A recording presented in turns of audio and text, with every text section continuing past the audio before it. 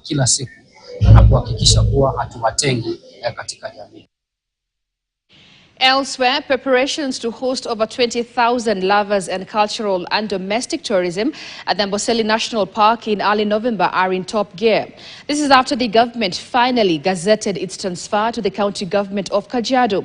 The Ministry of Tourism and Wildlife gazetted the deed of transfer on Friday, marking the second last stage in its hands of change. And now the process of the transfer, which has taken 2 years only, awaits the actual ceremony to exchange the relevant documents and seals, which is said to be the main highlight of the upcoming Maasai Cultural and Tourism Festival, scheduled to take place at the park from November 4th to 9th.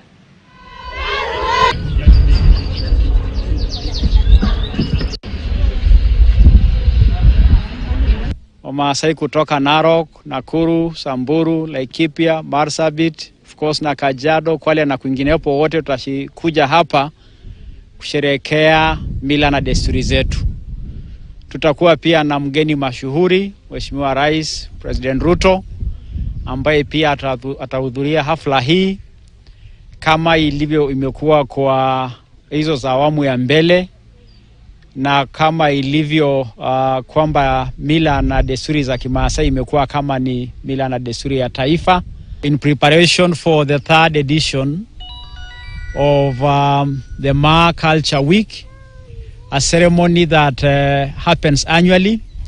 This third edition is going to happen in Amboseli National Park in Kajiado County.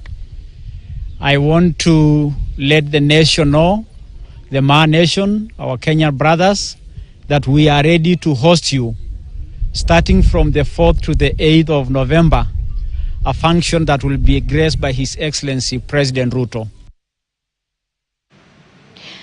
Moving on, the State Department for Correctional Services last